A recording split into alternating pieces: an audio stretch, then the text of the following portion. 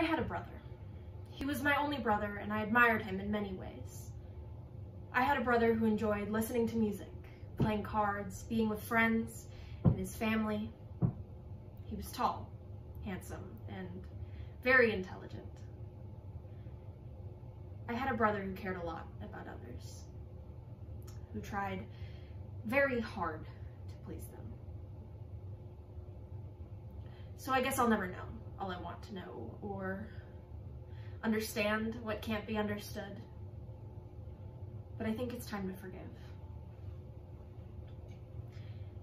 Every year, approximately 25,000 people become sibling survivors of suicide. And in 2017, I almost became part of the statistic. My brother came home one night, obviously upset, and told my mom he had been considering and planning his suicide for months. I was heartbroken, but relieved he hadn't gone through with it. In the pieces Forgiveness by Marion Watterson, I Had a Brother by Rebecca Fitzsimmons Vaughn, and A Sister's Grief by Julie Gray, we get a glimpse at how my world would have changed if he hadn't come home that night. Suicide is the mother of all woulda, shoulda, couldas. 4 weeks and 1 day since he was on this planet, and now he's not. It's still unthinkable to me, unbelievable, but more and more the fact that my brother is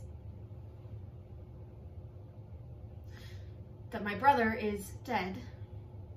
Such an ugly word. It's becoming a fact, not a mind-bending impossibility. I had a brother who worked tremendously hard to move quickly up the corporate ladder. He strived to complete each task to perfection. I had a brother who admired his father greatly. I had a brother who carried a lot on his young shoulders. I had a brother who had a big heart. I had a brother who suffered from unbearable depression. I had a brother who once wrote the following to me on New Year's Eve many years ago. Do you have any New Year's resolutions for this year? I have one. I want to be a better person.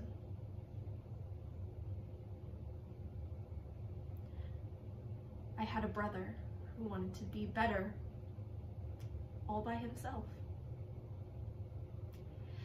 but didn't realize he wasn't going to be able to do it alone. He needed his whole family, not just his wife, who he last told, "I need you, meet me at home for lunch."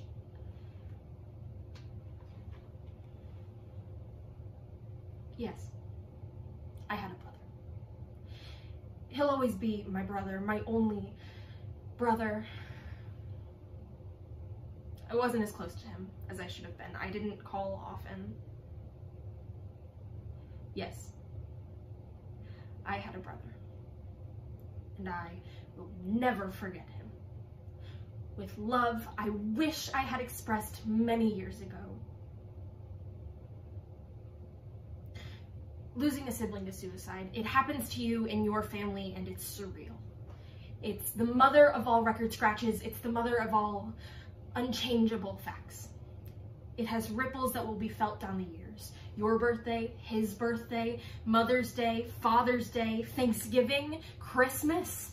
Dealing with a person in the throes of serious clinical depression is like paddling madly on the starboard side of the Titanic, trying to get that huge ship to avoid the looming iceberg. Paddle ceaselessly toward the green light as you might.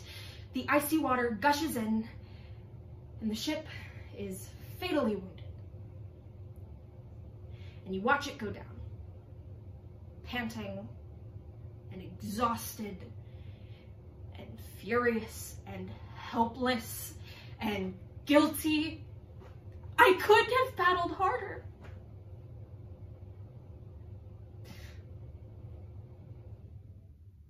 Grief is a strange, many-faceted thing. It creeps up on you at odd moments on little pig feet and takes you by surprise like an undertow. I exclaimed at all the dozens of floral arrangements that filled their home with their uniformly white, sickly sweet smell, and the cards that kept coming every day. How loved I felt, how special. until I remembered that this is the outcome of the unchangeable fact that my brother is dead.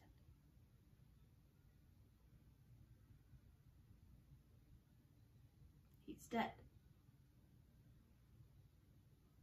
Gone. One step forward, two steps back.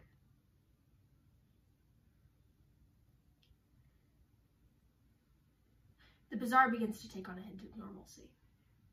The unthinkable has come to pass. It's over despite my constant imaginings in which I roll back the tape and try to change the ending, paddling ceaselessly.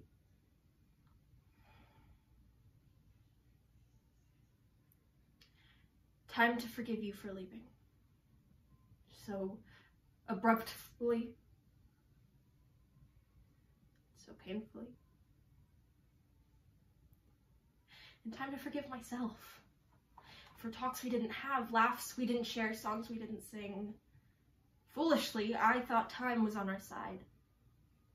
Could it be that time now wishes to atone for this betrayal? For tears no longer flow like endless rivers. Anger seems a wasted emotion, and dreams, those dreaded nighttime visitors, can come as friends.